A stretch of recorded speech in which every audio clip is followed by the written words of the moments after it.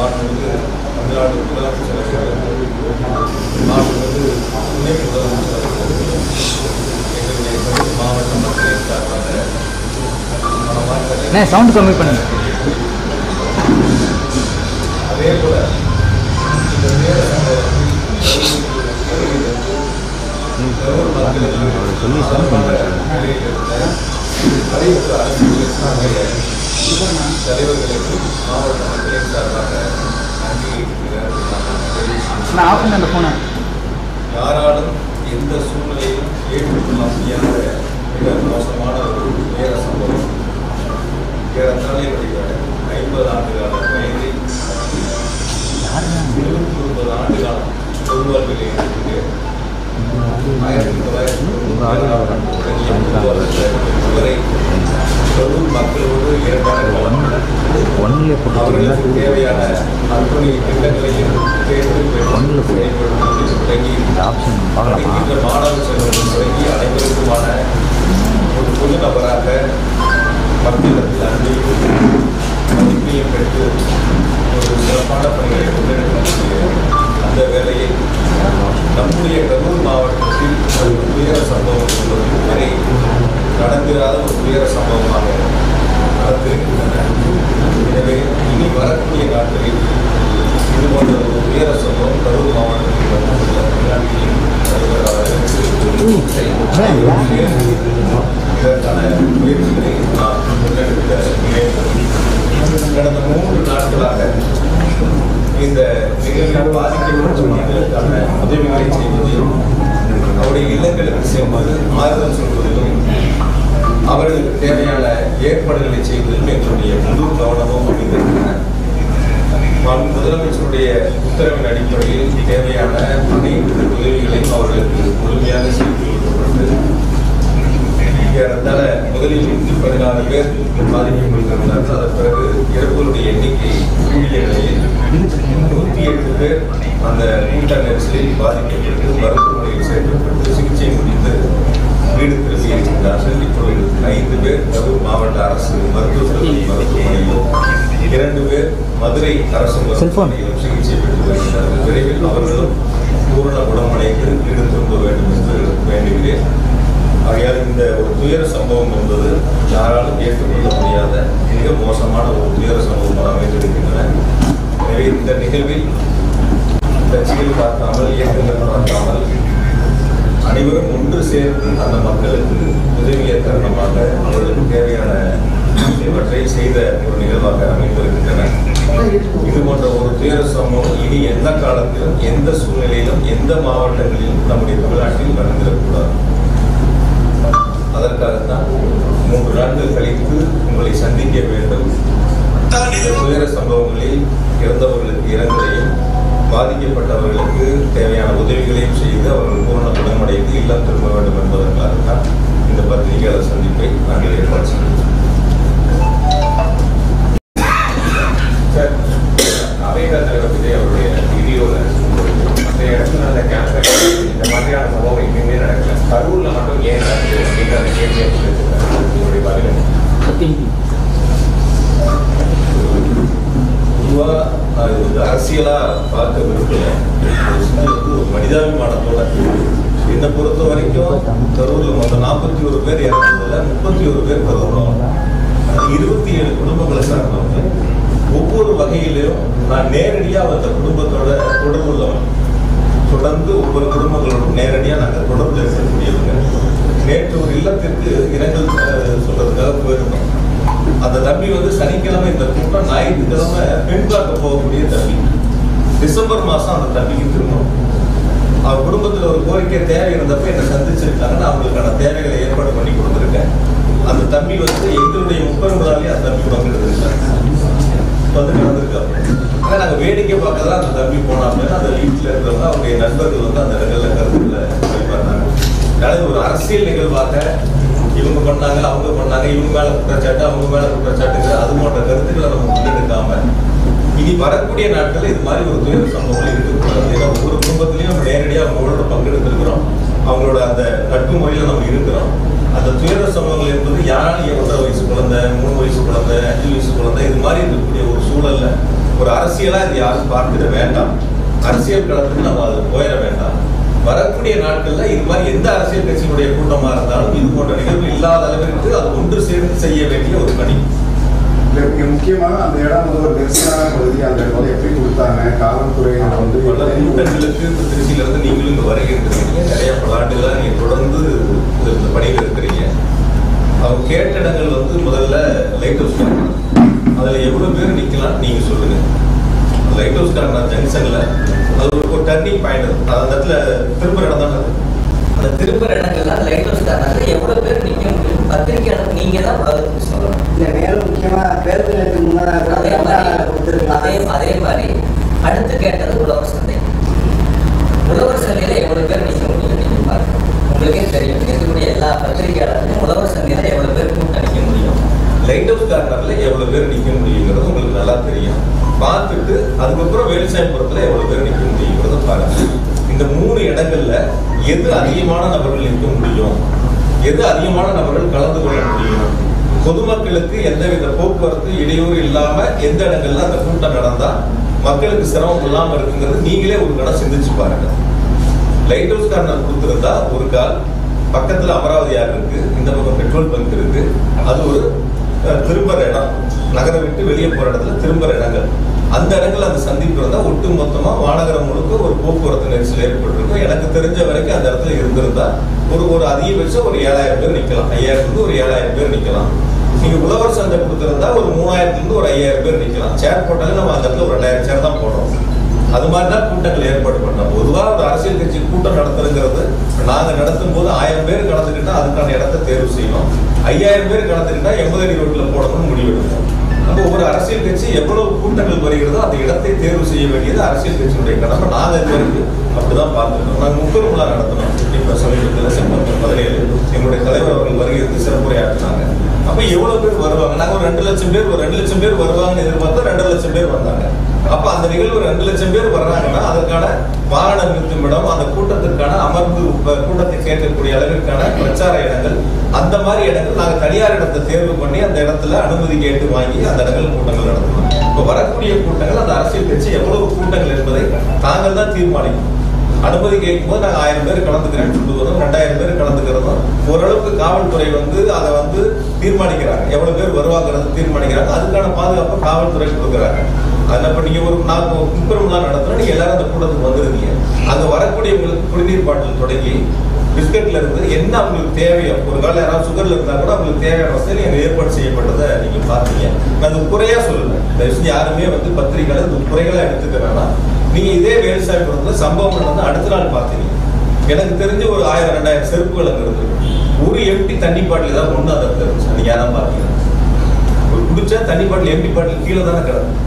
செருப்பு எப்படி கீழே கிடச்சா அதுதான் இருக்கும்.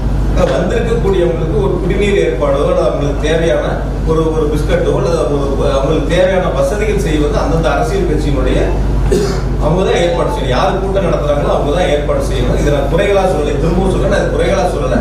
அவர்கள் அந்த இடத்துல அதை செய்திருக்க வேண்டும். தண்ணி வசதி தான் 11 மணிக்கு கூட்டம் அப்படின்னு சொல்றாங்க, இல்ல 12 மணிக்கு பேசுறதா பொதுச்செயலாளருடைய பேட்டி நீங்களே பத்திரிகையிலேயே தொலைக்காட்சியிலேயே போட்டுருக்கீங்க.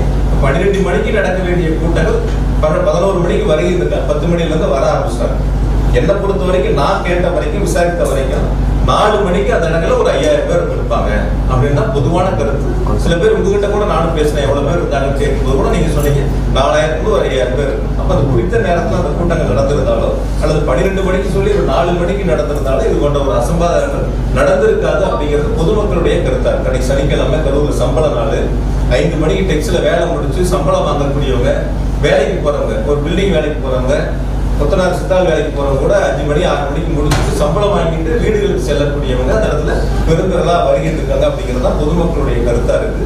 ஆகவே அந்த ஏற்பாடுகள் என்பது காவல்துறை பாதுகாப்பு கொடுக்கும், அரசு கேட்கக்கூடிய இடங்கள் கொடுக்கும். நான் இன்னும் கூட கொஞ்சம் நீங்க வெளிப்படையா பிராக்டிக்கலா பத்திரிகையாளர்கள் நீங்க இது மக்களுக்கு சொல்ல வேண்டிய கடமை உங்ககிட்ட இருக்கு. இப்ப அரசு கொடுக்க வேண்டிய இடங்கள் எவ்வளவு, எந்தெந்த இடங்கள், அந்த இடங்கள்ல கேட்கும் போது அரசு கொடுக்குது. இன்னும் கூட அரசியலா கூட சில நேரங்கள் எடுத்துக்கிறாங்க. இந்த இடங்கள் கேட்டா கொடுக்கல, அந்த இடங்கள் கேட்டா கொடுக்கல அப்படின்னு சொல்ல அரசு ஒரு அரசியலா பண்ண ஆரம்பிக்கிறாங்க. அப்ப கேட்கக்கூடிய இடங்கள் நம்மளுடைய தலைவர் பேசக்கூடிய வரக்கூடிய மக்களுக்கு போதுமான இடமான யார் தீர்மானிக்கும்? அது அரசியல் கட்சிகள் தான் தீர்மானிக்கும். இப்ப நாங்க தீர்மானிக்கிற முன்னுரிமைக்கு 2 லட்சம் பேர் வந்தாங்கன்னா இந்த இடம் போதுமானது தனியார் இடத்துக்கு போறோம். அந்த மாதிரி அந்த அரசியல் கட்சிகள் தான் இடங்களை தேர்வு செய்கின்ற பொழுது இந்த இடம் சரியா வருமா, அரசாங்கத்துல இருக்கக்கூடிய காலி இடங்கள்ல ஏற்கனவே அனைத்து கட்சி கூட்டம் போட்டு அந்த கூட்டத்துல தீர்மானிக்கப்பட்ட 11 இடங்கள்ல அனுமதிக்கப்பட்ட இடங்கள்ல அனுமதி கேட்பது கொடுக்குறாங்க. அதனால இது குறைகளா நான் சொல்லல, குற்றச்சாட்டுகளா சொல்ல. இனி வரக்கூடிய நாட்களையாவது இந்த எல்லா அரசியல் இயக்கங்களுமே இது போன்ற தவறுகள் வராத அளவிற்கு சரி செய்து கொள்ள. சார், மாற்று கட்சியினர் கூட்டத்துக்கு வந்துட்டாங்க அப்படின்னு சொல்லிட்டு குற்றச்சாட்டு வைக்கிறது. செருப்புலாம் எப்படி வீசுவாங்க தலைவர் மேல? ஜெனரேட்டரை யார் ஆஃப் பண்ணுவாங்க? மின்சாரம் துண்டிக்கப்பட்டது. முக்கியமா ஆபாச வார்த்தைகள்லாம் நிறைய ஆடியோ எல்லாம் வருது. அப்படி ஒரு மாதிரி மாற்று கட்சியினர் புகுத்தப்பட்டாங்க. ஒரு விஷயங்கள் பார்த்தீங்கன்னா எல்லா தொலைக்காட்சிகளும் லைவ்ல வச்சிருக்கோம். ஆங்கில தொலைக்காட்சிகள், தமிழ் தொலைக்காட்சிகள் உட்பட எல்லாரும் லைவ்ல இருக்கீங்க. சில சோசியல் மீடியாவும் யூடியூப் சேனல் வரைக்கும் எல்லாரும் லைவ்ல இருக்கீங்க. அப்படி ஒரு சம்பவங்கள் அங்க இருந்திருந்தா உங்க கண்ணுல உங்க லைவ்ல எதுவும் படாம இருந்திருக்குமா? வெளிப்படையா பேசுங்க. அதாவது ஒரு அரசியல் கருத்துக்காக ஒருத்தர் கேட்கக்கூடிய கேள்வி இன்னொரு இடத்துல கேட்கறது, நான் சொல்ற பதிலுக்கு இன்னொரு இடத்துல கேள்வி கேட்கறது இல்லாம இது 41 பேர் இறப்பு சம்பந்தப்பட்ட ஒரு நிகழ்வு. பொதுவா ஒரு 100க்கும் மேற்பட்டோர் பாதிக்கப்பட்ட ஒரு நிகழ்வு, ஒரு துயர சம்பவம். அப்ப நம்ம நாட்டு மக்களுக்கு எந்த இடங்கள்ல தவறு இருக்குன்னு சொல்ல வேண்டிய கடமை பத்திரிகைகிட்ட தொலைக்காட்சிகிட்டே இருக்கு. இப்ப நீங்க எல்லாரும் அந்த இடத்துல லைவ் வச்சிருக்கும் போது ஜெனரேட்டர் ரூம்ல போய் யார் ஆஃப் பண்ணிருப்பாங்க? அந்த இடத்துல நடக்கக்கூடிய இடங்கள்ல அப்படி இருக்கக்கூடிய ஒரு 10,000 பேரோ 15,000 பேரோ 20,000 பேரோ 25,000 பேர் இருக்கட்டும், அவ்வளவு பெரிய கூட்டங்களுக்குள்ள போய் நீங்க சொல்ற மாதிரி ஒருத்தரோ 5 பேரோ 10 பேரோ அது மாதிரி ஒரு அசாதாரண சூழ்நிலை உருவாக்க முடியுமா? பிராக்டிகலா யோசிப்பாங்க. இப்ப நீங்க இப்போ ஒரு 30 பேருக்கு 50 பேர் பத்திரிகையாளர் இருக்கீங்க, ஒருத்தரோ 2 பேரோ ஒரு தவறான ஒருத்தர் உள்ள உங்ககிட்ட ஒரு கருத்தை பண்ணாருன்னா நீங்க அதை அனுமதிப்பீங்களா? பொதுவான ஒரு கேள்வி கேட்கணும், எப்படி அனுமதிப்பாங்க? இப்ப அந்த இடத்துல இருக்கக்கூடிய அவருடைய தொண்டர்கள் அந்த இடத்துல இருக்காங்க, அந்த கட்சியை சார்ந்தவங்க அங்க இருக்காங்க. யார் அந்த இடங்கள்ல அது போன்ற ஒரு விஷமத்தனமான பிரச்சனையில ஈடுபடுறாங்களோ அப்ப அவங்க அந்த இடத்துல கேட்பாங்கல்ல, அந்த இடத்துல இருப்பாங்கல்ல. அது நீங்க முதல்ல பத்திரிகையில நம்ம தான் அதை பார்க்கணும். நம்ம லைவ்ல நீங்க எல்லாரும் போட்டீங்க, ஒவ்வொரு சேனலும் ஒவ்வொரு ஆங்கில வச்சு லைவ் வந்துச்சு. இந்த ஜெனரேட்டர் ரொம்ப நீங்க பாருங்க. சாலையோரம் ஜெனரேட்டர்கள் வைக்கப்பட்டு இருந்த தடுப்புகளை பொதுமக்கள் உடைத்துக் கொண்டு செல்ல வேண்டிய சூழல் ஏற்பட்டது. அப்போது விஜயின் பரப்புரை ஏற்பாட்டு குழுவை சேர்ந்தவர் ஜெனரேட்டரை ஆஃப் செய்தார். இந்த காட்சியை நியூஸ் 18 தமிழ்நாடு தொலை அதை தாங்க முடியாம அந்த கும்பல் அந்த தடுப்புகளை உடைச்சு உள்ள வர்றாங்க. உள்ள வரும்போது அந்த ஜெனரேட்டர் அவங்க யார் அந்த ஜெனரேட்டர் ஏற்பாடு பண்ணாங்களோ, இன்னும் கூட நான் அதை விளக்கமா சொல்றேன். இந்த ஜெனரேட்டர் ஆஃப் ஆகும்போது கூட ஸ்ட்ரீட் லைட் ஆஃப் ஆகும். இந்த ஜெனரேட்டர் ஆஃப் ஆகும்போது என்ன ஆகுதுன்னா அவங்க கூடுதலா போட்ட லைட் இருக்கு இல்லையா, அது மட்டும் தான் ஆஃப் ஆயிடும். எந்த இடங்களையும் அப்ப கூட இபி சப்ளை கட் ஆகல, ஸ்ட்ரீட் லைட் ஆஃப் ஆகல. அது நீங்க ரொம்ப தெளிவா பாருங்க. உங்களை மாதிரி இருக்கக்கூடிய தொலைக்காட்சிகள் தான் அதை லைவ் பண்ணியிருக்காங்க அந்த நேரங்கள்ல. அதுதான் நம்ம ஊட்டி கிளாஸ். அப்ப அவங்க மக்கள் கூட்ட நெரிசல் அதிகமாகி அந்த இடங்கள்ல தாக்கு பிடிக்க முடியாம இன்னொரு இடங்கள் தேடி போகும்போது அந்த தடுப்பை உடைச்சு உள்ள போய் அதன் மூலியமா அது சப்ளை கட் பண்றாங்க. அதுக்கான நிகழ்வு அது அவங்களுடைய பொறுப்பு. அதுதான் அவங்க பார்த்திருக்காங்க. நீங்க இதுதான் நீங்களும் லைவ் பண்ணியிருக்கீங்க. இதுல எந்த இடங்கள்ல யாராவது பாருங்க,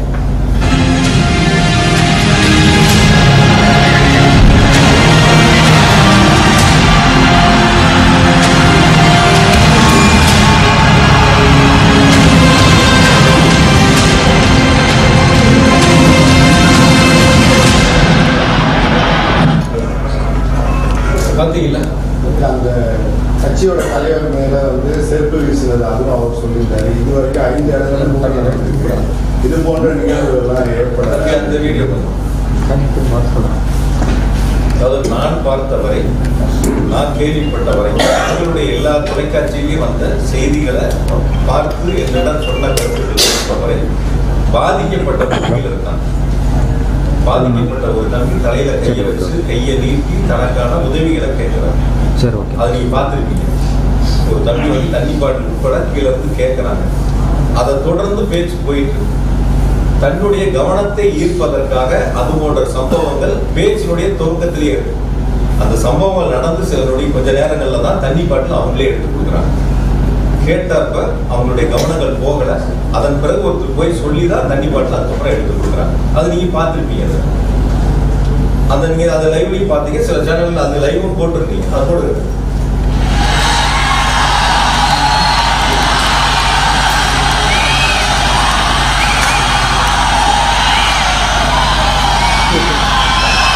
என்னப்பா ஆம்புலன்ஸ்ல நம்ம பொடி இருக்குது.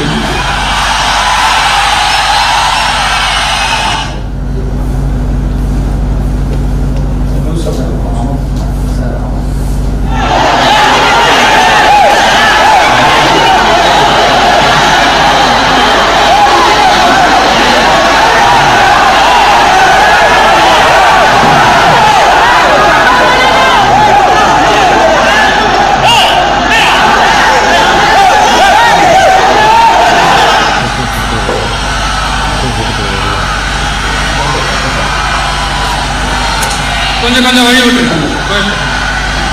போயிடுங்க. ஹலோ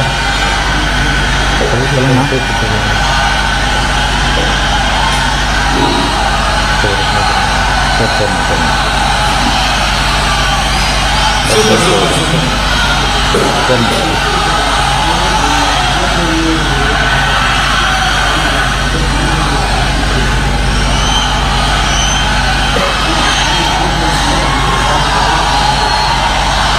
சொல்லுங்கண்ணா. சார் ஓகே ஓகேண்ணா. சரிண்ணா. என்னப்பா ஆம்புலன்ஸ்ல நம்ம பொடி இருக்குது.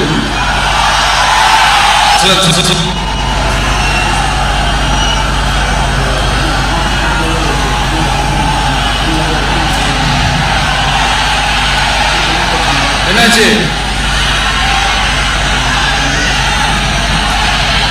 தண்ணி கொடுங்கப்பா. தண்ணி போட்டு தண்ணி போட்டு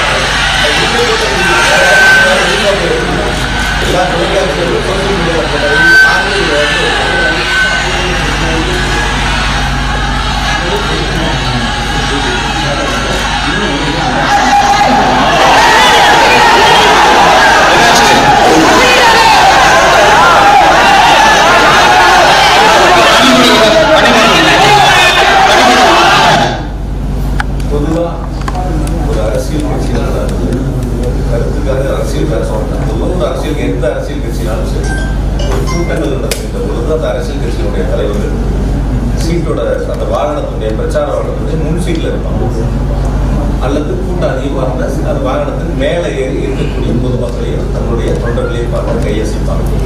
ஆனால் இந்த கூட்டத்தில் நடந்தது நீங்கள் எல்லாருமே லைவ் போட்டீங்க.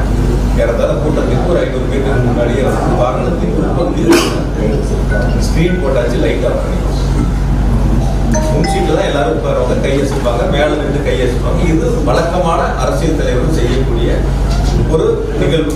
ஆனால் இது அது நேர்மாறா வந்து அந்த 500 மீட்டருக்கும் ஏறத்தாழ அந்த வாகனத்துக்கு செல்வதற்கு 1 மணி நேரம் அதை கடந்து செல்வதற்கான சூழல் உருவாயிடும். அந்த இடங்கள்ல கூட எனக்கு சொன்ன வரைக்கும் காவல்துறை வந்து கூட்ட நெரிசல் அதிகமா இருக்கு. கொஞ்சம் முன்னாடியே வாகனத்துல முன்பகுதியில நின்று அங்கிருந்து நம்ம திருக்கம்பூர் ரவுண்டானால இருந்து கையெழுத்திருந்தாலோ அல்லது மேல இருந்து கையெழுத்திருந்தாலோ அந்த இடங்கள்ல இது போன்ற கூட்ட நெரிசல் வந்திருக்காது அப்படிங்கிறது பொதுவான மக்களுடைய கருத்து. ஆக எல்லா இருக்கக்கூடிய மக்களும் கூட்ட இடத்திற்கு வர வேண்டும் என்பதற்காகவே இது போன்ற ஒரு நிகழ்வு ஏற்பட்டதா என்பது பொதுமக்களுடைய ஒரு சந்தேகமா இருக்கு. தன்னை பார்க்க வேண்டியவங்க எல்லாரும் பொதுமக்கள் அந்த பொதுக்கூட்டம் நடக்கக்கூடிய இடங்களுக்கு வந்தாதான் சரியா இருக்கும். அது வரைக்கும் முன்சீட்ல இருக்கக்கூடியவங்க அந்த கூட்டத்துக்கு 500 மீட்டருக்கு முன்னாடி ஏன் வந்து வண்டிக்கு வாகனத்துக்கு உள்ள போகணும், ஸ்கிரீன் போடணும், லைட் ஆஃப் பண்ணணும்? இது ஒரு பொதுவான எதிர்மறையான கேள்விகள் இருக்கு. நான் இருக்கக்கூடிய பத்திரிகையாளர் எல்லாத்துக்கும் கேட்கிறேன். தொடர்ச்சியா எங்களுடைய இயக்கத்தின் சார்பில் பத்திரிகையாளர் சந்திப்பு நடத்தினாலும் இது மாதிரி கேள்விகள் இருக்கு. சோசியல் மீடியாலே இது போன்ற கேள்விகள் இருக்கு.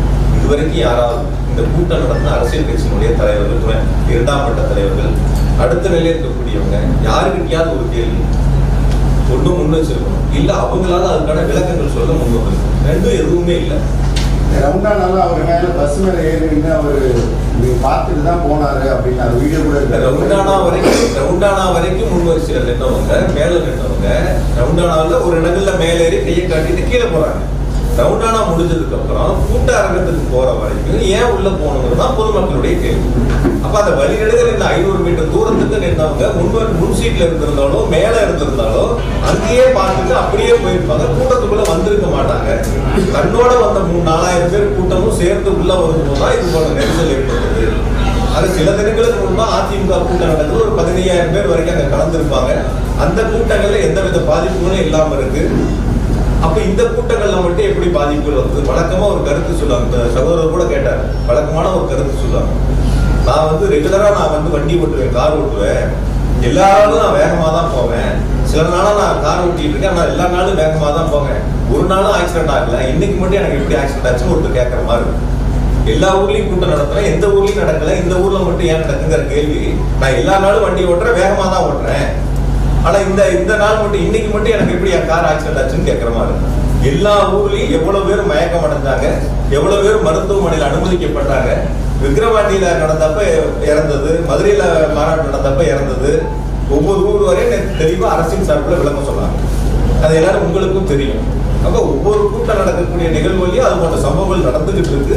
அதற்கு பிறகாவது சரி செய்யக்கூடிய ஒரு சூழலை உருவாக்கி இருக்கணும். அது உருவாக்காம இருந்திருக்காங்க. இனி வரக்கூடிய நாட்களையாவது அது சரி செய்யும். தாவேக்கா அதை செய்யல. ஆனா காவல்துறையினர் இவ்வளவு கூட்டம் அதிகமாகுது, அந்த இடத்துல அவ்வளவு சதுர கிலோமீட்டர் பரப்பளவு தான் இருக்கு, கூட்டத்தை தடுத்திருக்கலாம், அது யாரும் பண்ணலன்னு அவங்களும் கூட்டத்தை வைக்கிறாங்க. எல்லாரோட கேள்வியும் அதான். அதாவது காவல்துறையினர் சொன்னது இப்ப நாங்க கேட்டீங்கல்ல, 500 மீட்டருக்கு முன்னாடியே அந்த வண்டி கூட்டம் ஆரம்பிக்கிற இடத்துலயே நிறுத்தி பேசலாம், ஓரளவுக்கு உள்ள போனா போதுமானதுன்னு சொல்லியே அவங்க கேட்கல.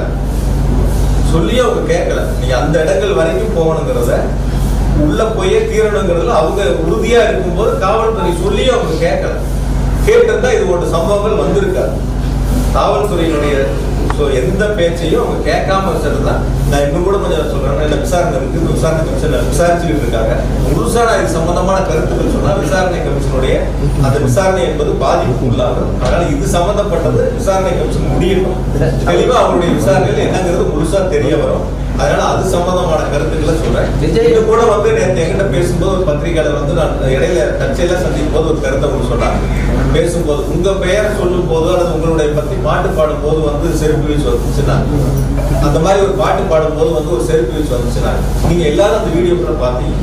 எத்தனை மணிக்கு மொத்தமே மேடையில நின்று அந்த வாகனத்துல மேல நின்று இருந்தது 19 நிமிஷம். அந்த வாகனத்துக்கு மேல இருந்து அந்த சைடு போடுது.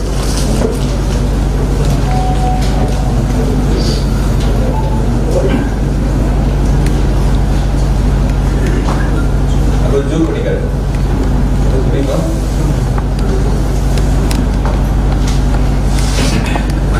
மேல வண்டிக்கு போனதுல 3 நிமிஷம் 5 செகண்ட்ல இருந்து 3:31 வரைக்கும் என்னை பத்தி பேசிக்கிட்டு கடைசியா பேசுறேன்னு சொல்லி தேர்தல் வாக்குறுதி சம்பந்தமா பேச ஆரம்பிக்கிறாங்க. 5:35க்கு கரூர் விமான நிலையத்தை பத்தி திரும்ப பேசுறாங்க. பேச ஆரம்பிச்சு பேச்சுல இருந்தது 6 மணிக்கு மயங்கி விழுந்தவங்களுடைய பகுதியிலிருந்து முதல் செருப்பு அந்த செருப்பு வீசுறாங்க. இது பேச ஆரம்பிச்சு 6வது நிமிஷத்துல அந்த சம்பவம் நடக்குது. 6:40க்கு திரும்ப 2வது செருப்பு வீசுறாங்க. அதே இடங்கள்ல அந்த 6 நிமிஷத்துல 2வது ஒரு சம்பவம் நடக்குது. 7:12க்கு கூட வந்த அந்த அரசியல் கட்சியுடைய தலைவருடைய உதவியாளர் போய் இந்த மாதிரி நிறைய மயக்கம் போடுறாங்க, பக்கத்துல போய் கருத்து சொல்றாங்க. நீங்க எல்லாரும் அந்த லைவ்ல பாத்தீங்க.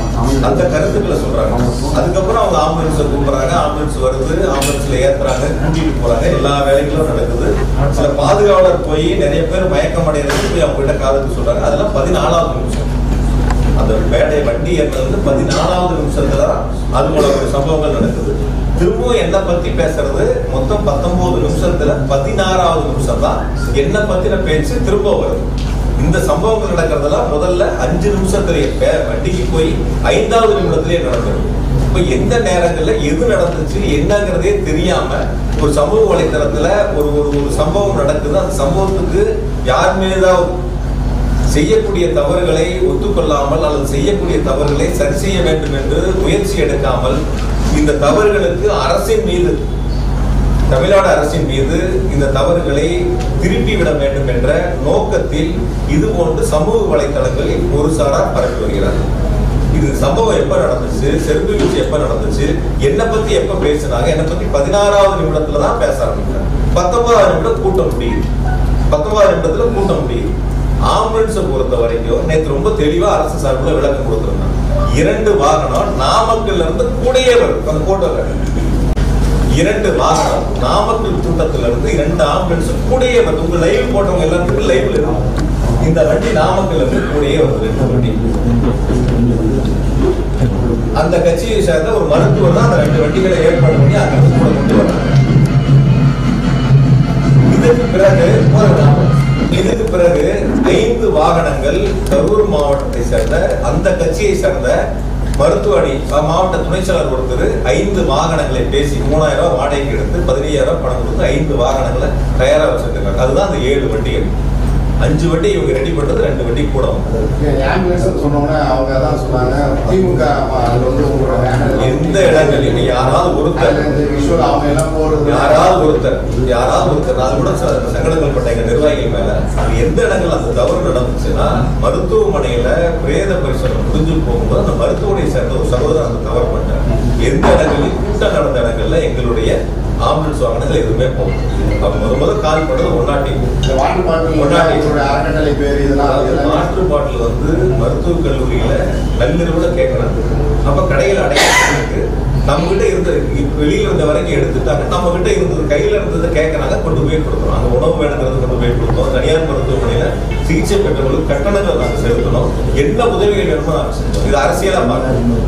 எங்க கட்சி எங்க தலைவர் சொல்லியிருக்காங்க, ஒரு அரசியல் தலைவர் வந்து பாதிக்கப்பட்ட பொதுமக்களா இருந்தாலும் தொண்டராக இருந்தாலும் எந்த உயிரிழப்பையும் ஏற்றுக்க மாட்டாங்க. அதுதான் அரசியல் தலைவர்கள். அது மாதிரிதான் நாங்க எங்க தலைவர் வழியில தான் நாங்க போய் அவங்களுக்கு உதவி பண்ணதான். அப்படி குறை சொல்லக்கூடியவங்க அவங்க அதுக்கான ஏற்பாடுகள் செஞ்சிருக்கலாம். யாராவது குறை சொல்லி அரசியல் பேச நினைக்கிறவங்க அந்த வாட்டர் பாட்டில் ஏற்பாடு பண்ணிருக்கலாம். இல்ல அவங்களுக்கு தேவையான உதவிகள் நான் செய்யற முன்னாடி நின்று நான் அவங்களுக்கு தேவையான உணவுகளை ஏற்பாடு பண்ணேன் யாராவது ஒருத்தர் சொல்லியிருக்கலாம். வெறுமனே வந்து பாக்குறங்கிறது ஒவ்வொரு இதா இருக்கலாம். பட் அந்த மாதிரி குற்றச்சாட்டு சொல்லக்கூடியவங்க அவங்க அதுக்கான பணிகளை முன்னெடுத்து செஞ்சிருந்தாங்கன்னா அதுல நாங்களே அதை ஏற்றுக்கணும். அதுல எந்த விதமான மாற்று கருத்து இல்லை, எந்த விதமான சூழல் இல்லை. அதனால இந்த சம்பவங்களை பொறுத்தவரை நடைபெற்றது முதல் 5-6 நிமிடங்களுக்குள்ள என்ன பத்தி பேச ஆரம்பிச்சது 19வது நிமிடம். முதல்ல இதை பத்திரிகையாளர் நீங்க தெளிவுபடுத்தி சமூக வலைதளங்கள்ல வர்றதுங்கிறது அரசியல் காழ்ப்புணர்ச்சியால பல்வேறு அரசியல் இயக்கங்களை சேர்ந்தவர்களை யார் மீதாவது வழி சுமத்த வேண்டும் என்பதற்காக சொல்லக்கூடிய குற்றச்சாட்டு. ஆகையால் பத்திரிகையாளரும் தொலைக்காட்சிகளும் முதல்ல இந்த உண்மை நிலவரங்களை நீங்க தெரிஞ்சுக்க. இது எந்த வகையிலும் இது அரசியல் படுத்தக்கூடிய நிகழ்வு அல்ல.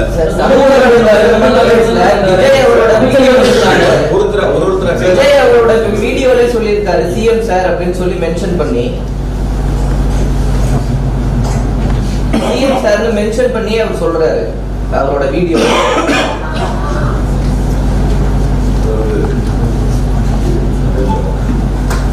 பாதிக்கப்பட்ட மக்களுடைய இல்லத்துல ஒருத்தராக பேசுறேன். நான் என்னை பொறுத்த வரைக்கும் என் குடும்பத்தை நேசிக்கிறத விட என்னுடைய மாவட்ட மக்களுடைய தொகுதி மக்களை நான் ரொம்ப அளவுக்கு அதிகமாக நேசிக்கக்கூடியவன். ரொம்ப அளவுக்கு அதிகமாக அவங்க உண்மையா இருக்கணும்னு நான் நினைக்கக்கூடியவன். அவங்களுக்கு தேவையான உதவிகளை செய்யணும்னு நினைக்கக்கூடியவன். படிப்பா இருந்தாலும், மருத்துவமா இருந்தாலும், ஒரு போட்டி தேர்வா இருந்தாலும், ஒரு விளையாட்டு போட்டிகளா இருந்தாலும் எல்லா சூழ்நிலையிலும் உண்டாக்குறேன். இன்னைக்கு கூட காலையில வந்து எங்களுடைய கரூர் தொகுதியிலிருந்து ஒரு 30 மாணவ மாணவிகள் வந்து விமானத்துல முதல்ல பயணிக்கிறாங்க. 6வது 7வது 8வது படிக்கிறாங்க. ரவுண்ட் டேபிள் அது ஏற்படுத்தணும். என்னையும் அதுல அழைச்சிருந்தாங்க. நான் எனக்கு டிக்கெட் போட்டிருந்தேன்.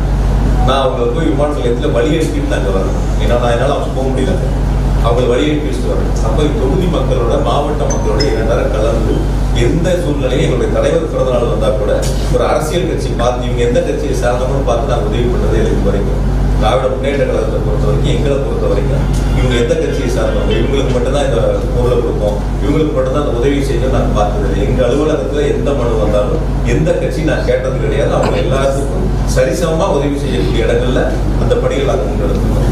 அகையால வந்து அந்த நீங்க வீடியோவை பொறுத்த வரைக்கும் அதற்கு பிறகு நடைபெற்ற அதற்கு பிறகு வந்த சம்பவங்கள் நீங்க சமூக வலைத்தளமா இருக்கட்டும், பொதுமக்களுக்கு வரக்கூடிய கருத்துக்களா இருக்கு. நீங்க பார்க்கணும் எந்த மாதிரியான ஒரு எதிர்மறையான கருத்துக்கள் நடைபெற்ற சம்பவங்களில். இப்ப நான் வந்து என்ன கேட்கறீங்க, எப்படி வந்து பாதிக்கப்பட்ட உடனே அவர் மருத்துவமனைக்கு போனாங்க. நான் இந்த கட்சியத்துல தான் இருக்கேன், இங்கேதான் இருக்கேன். எங்களுடைய பகுதி செயலர் கூட்டம் 6 மணிக்கு என்னோட ரவுண்ட் டேபிள் நிர்வாகிகள் இந்த நிகழ்ச்சி இன்னைக்கு போற சம்பவம் நிகழ்ச்சி சம்பந்தமா என்னோட வந்து கிட்டத்தட்ட ஒரு 3/4 மணி நேரம் 1 மணி நேரம் கூட பேசிக்கிறாங்க என் வீட்டுல. அதை முடிச்சுட்டு நான் கட்சியாக சொன்னேன். இங்க இருக்கும்போது எனக்கு தகவல் வருது இந்த மாதிரி வந்து பாதிக்கப்பட்டிருக்காங்க, மருத்துவமனைக்கு நீங்க போங்கன்னு சொன்னாங்க. நான் இங்க இருந்து அமராவதி மருத்துவமனை போறதுக்கு எவ்வளவு நேரம், இங்க இருந்து அந்த அமராவதி மருத்துவமனைக்கு போறதுக்கு எவ்வளவு நேரம் சொல்லுங்க. நான் 7:47 உள்ள நுழையிறேன் அமராவதி மருத்துவமனையில். வேணா வீடியோ ஃபுட்டேஜ் 7:47 போறேன். அதே அதிமுக சேர்ந்த மாவட்ட செயலர் 8:10 மருத்துவக் கல்லூரி மருத்துவமனைக்கு போறேன். இப்ப நான் போகும்போது மருத்துவமனையில கூட எல்லா கட்சியை சேர்ந்த சில சகோதரர்கள் அங்க இருந்தாங்க. ஆம்புலன்ஸ் வண்டி வரும்போது அந்த வரக்கூடிய பாதிக்கப்பட்டவங்களை இறக்கி உள்ள கொண்டு போய் மருத்துவமனையில் சேர்த்து உதவி செய்யக்கூடிய சமூகங்கள் எல்லாரும் ஈடுபட்டிருந்தாங்க. அதனால பாதிக்கப்பட்டது தகவல் தெரிஞ்சோடனே பெண்ணை டிக்கெட் போட்டு சென்னைக்கு போக சொல்றீங்களா? மக்கள் பாதிக்கப்பட்டு ஒரு பக்கம் மருத்துவமனையில் அனுமதிக்கப்பட்ட சூழல்ல நான் சம்பவ இடத்துக்கு போகாம நான் டிக்கெட் போட்டு சென்னைக்கு போயிடவா? யாருக்கு பதில் சொல்லாம, யாருக்கு உதவி செய்யாம, அப்படிப்பட்ட ஒரு சூழலை சில பேர் எதிர்பார்க்கறாங்கன்னு நான் நினைக்கிறேன். நான் இன்னைக்கு இல்ல, இனி எப்ப இருந்தாலும் நான் இருக்கிற வரைக்கும் எங்க மாவட்ட மக்களுக்கு, என்னுடைய தொகுதி மக்களுக்கு எந்த பாதிப்புனாலும் நான் போராடிக்கிறோம். நான் மட்டும் இல்லை, நிர்வாகிகள் அதான் எங்களுக்கு எங்க தலைவர்களுக்கு கொடுத்துருக்கோம். அதுல நீங்க பிரதர் சொன்ன மாதிரி அவருடைய கருத்தை கேட்டு ரொம்ப நாளுக்கு 3 நாள் கழிச்சு ஒரு வீடியோ பதிவிட்டு இருக்காரு. அதெல்லாம் விசாரணை முடியட்டும். நான் சொல்றதை பொறுத்த வரைக்கும் எங்கள் இயக்கமே அல்லது வேறு எந்த இயக்கமாக இருந்தாலும் ஒரு தவறு நடந்துவிட்டால் அந்த தவறு அது சராசரி ஒரு அரசியல் கட்சி, ஒரு அரசியல் தலைவர் செய்யக்கூடிய கடமை பொருள். நடந்த தவறுகளை ஒருவர் மீது திசை திருப்பி, ஒரு அரசின் மீது திசை திருப்பி மடைமாற்றம் செய்வதற்கு முயற்சி எடுத்தால் ஒருபோதும் மக்கள் ஏற்றுக்கொள்ள மாட்டார்.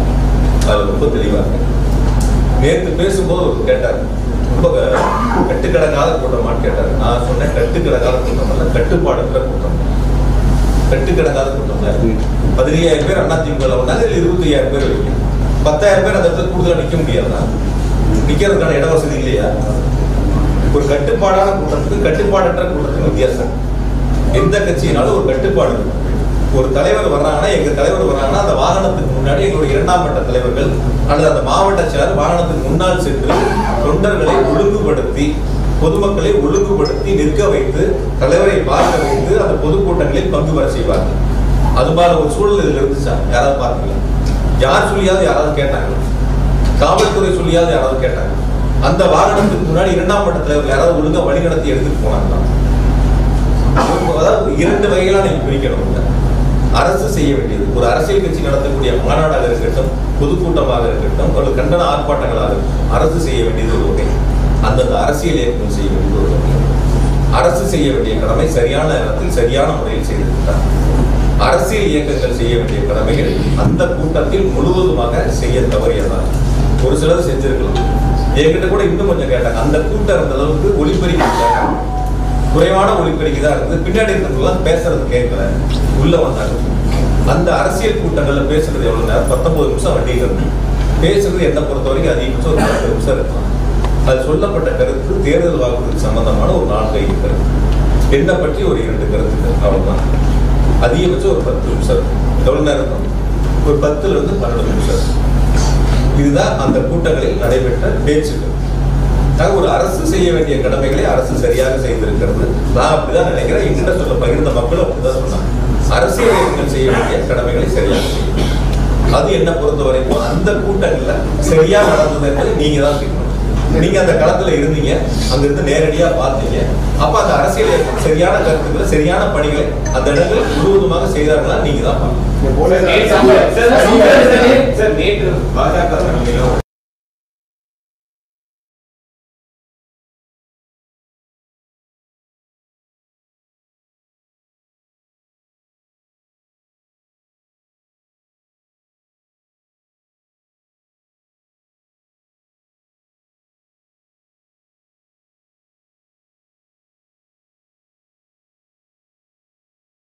அரசியல் ரீதியான சொல்லலாம், அவங்களுடைய கருத்துக்களை அவங்க கேட்கறாங்க.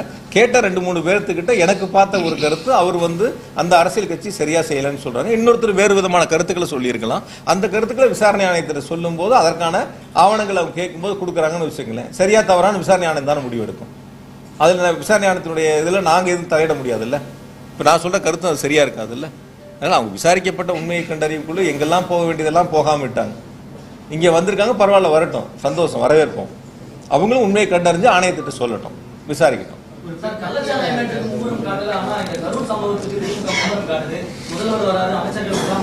சார், எந்த சம்பவமா இருந்தாலும் சரி, நீங்க சொன்ன சம்பவத்திற்கும் எங்களுடைய மாண்பு துணை முதலமைச்சரும் நேரில் சென்று அவர்களுக்கான ஆறுதலை சொல்லி அனைத்து உதவிகளையும் செய்தார்கள். தமிழ்நாடு அரசை பொறுத்த வரைக்கும் யார் பாதிக்கப்பட்டாலும், எந்த சூழ்நிலையில் பாதிக்கப்பட்டாலும், எந்த தேசத்தில் பாதிக்கப்பட்டாலும் அரசு அவர்களுக்கு துணை நிற்கும். அதுல குறிப்பா முதலமைச்சர்கள் முன்னின்று அவர்களுக்கு துணை நின்று அவர்களை காப்பாற்றக்கூடிய இடங்கள்ல ஒரு பணிகளை முன்னெடுத்திருக்கின்றார்கள். அது எந்த மாநிலமா இருந்தாலும் சரி, எந்த நாட்டில் இருந்தாலும் சரி. வெளிநாடுகளில் பாதிப்பு இருக்கிற போது தமிழ்நாடு அரசு தான் முன்னாடி நிற்குது. வெளி மாநிலங்களில் பாதிப்புங்கிற போது தமிழ்நாடு அரசு தான் முன்னாடி இருக்கு. எங்கள் ஊரை சேர்ந்த ஒரு மருத்துவர் வந்து வட இந்தியாவில் சுற்றுலா போயிட்டு பாதிக்கப்பட்ட பொழுது அங்கே வந்து அவர் கூட்டிகிட்டு வந்து மருத்துவ சிகிச்சை டெல்லியில் கொடுத்து திரும்ப சென்னையில் வந்து அவர் எங்கள் முதலமைச்சரை சந்தித்து நன்றி தெரிவிச்சுட்டு போனார். அதுபோல ஒரு நல்ல ஒரு அரசாங்கத்தை தான், நல்ல சூழலை தான் முதலமைச்சர் உருவாக்கிட்டு இருக்காங்க. உயிரிழந்தவர்களோட குடும்பம் உட்பட பல பகுதிகளில் பொதுமக்கள் வந்து காவல்துறை சரியான பாதுகாப்பு வசதிகள் செய்யலன்ற குற்றச்சாட்டுகள் வைக்கிறாங்க. பேட்டிகள் மூலமா பார்த்துட்டு அதுதான் சார் நான் உங்ககிட்ட சொன்னேன். அதே சமூக வலைத்தளங்களில் பாராட்டக்கூடிய செய்திகள் இருக்கு. அதே சமூகம் நீங்க ஒரு செய்தியை மட்டும் பார்க்குறீங்க, ஒரு செய்திகளை மட்டும் பார்க்குறீங்க. சில அரசியல் இயக்கங்கள் தவறுதலாக அரசின் மீது குற்றச்சாட்டுகளை முன்னெடுக்க வேண்டும் என்று ஒரு மனப்பான்மையோடு எடுக்கக்கூடிய ஒரு சில செய்திகளை மட்டும், உங்களுக்கு தேவையான செய்திகளை மட்டும் எடுத்துக்கிறீங்க. அதே சமூக வலைத்தளங்களில் பாராட்டி எவ்வளவு பேர் பதிவிட்டு இருக்காங்க, அது நீங்க பார்க்கணும்ல. இதுல எத்தனை பேர் இருக்காங்க, அதுல எத்தனை பேர் இருக்காங்கன்னு பார்க்கணும்ல. பாராட்டக்கூடிய மக்கள், நீங்க இன்னும் 27 குடும்பங்களுக்கு நாங்கள் போனோம்ல, போன வரைக்கும் அவங்க எதுவும் குற்றச்சாட்டுகள் சொன்னாங்களா? 108 பேர் பாதிக்கப்பட்டு காயமடைஞ்சவங்க அவங்க எதுவும் குற்றச்சாட்டுகள் சொன்னாங்களா? அங்க இருக்கக்கூடிய மக்கள் நேரில் போனவங்க எதுவும் குற்றச்சாட்டுகளை சொன்னாங்களா? நான் கூட இன்னைக்கு காலையில் பேசும்போது என்னுடைய நண்பர் ஒருத்தர் கேட்டார், யாரோ ஒருத்தர் சமூக வலைத்தளத்தில் பார்த்தேன் கத்தியில கிழிச்சிருந்தாங்கன்னு சொல்லிட்டு. இப்போ நான் அதுக்கு கேட்டேன், நான் கத்தியில கிழிச்சிருந்தா அவங்க எந்த மருத்துவமனையில் அனுமதிக்கப்பட்டாங்க? அப்போ அந்த சமூக வலைத்தளத்தில் வரக்கூடிய செய்தி, ஒருவர் ஒரு பாதிப்பு, ஒரு இரத்த காயம் ஏற்படுகிறது, ஒரு கத்தியில கிழிச்சிடறாங்கன்னு சொன்னா ஏதாவது ஒரு மருத்துவமனையில், அரசு மருத்துவமனையோ தனியார் மருத்துவமனையோ ஏதாவது ஒரு இடத்துல ஒரு சிகிச்சைக்கு போயிருக்கணும்ல, போயிருக்கணுமா இல்லைங்களா? கைதான மாவட்ட செயலரோட மனைவியே சொல்றாங்க ஸ்ப்ரே அடிச்சாங்க அப்படின்லாம் அவங்களே ஸ்டேட்மெண்ட் கொடுக்குறாங்க. அதாவது 2 நாள் கழித்து அந்த ஸ்டேட்மெண்ட் எப்போ வருது? அன்னைக்கு பாதிக்கப்பட்ட அன்னைக்கு அதே மாவட்டத்துடைய மனைவி அந்த மருத்துவமனைக்கு வந்திருக்கலாம், பாதிக்கப்பட்டவங்களை பார்த்திருக்கலாம். 2 நாள் கழித்து தன்னுடைய கணவர் கைது செய்யப்படுகிறார் என்று தெரிந்தவுடன் அதற்கான கருத்துக்களை முன்னெடுக்கிறவங்க 2 நாட்கள் 3 நாட்கள் எங்க போனாங்க? நான் இன்னும் கூட கேட்கிறேன் நான், சரி அப்படி சொல்லக்கூடிய அவருடைய மனைவி அதற்கான ஆவணங்களை நேரடியாக விசாரணை கமிஷன்ல போய் சொல்லலாம். எந்த இடங்கள்ல நீங்க எல்லாரும் லைவ் போட்டீங்கல்ல, அப்படி யாராவது ஸ்ப்ரே அடிச்சிருந்தா அந்த லைவ்ல யாரோ ஒருத்தரோட லைவ்ல வரும்ல, உங்களுடைய லைவ்ல ஏதோ ஒரு சேனல் லைவ், ஏதோ ஒரு யூடியூப் லைவ்ல ஏதோ ஒரு இடங்கள்ல இருக்கும்ல, அது மாதிரி இருக்குல்ல. ஒரு தம்பி ஒருத்தர் பேசுவார் பாருங்க, அந்த வீடியோ போடுங்க. அவங்க அங்க ஆதாரங்களை கொண்டு போய் கொடுக்கட்டும், விசாரணை ஆணையம் விசாரிக்கட்டும். இந்த சம்பவங்களை பாருங்க. இது இது இது உங்களை மாதிரி ஒரு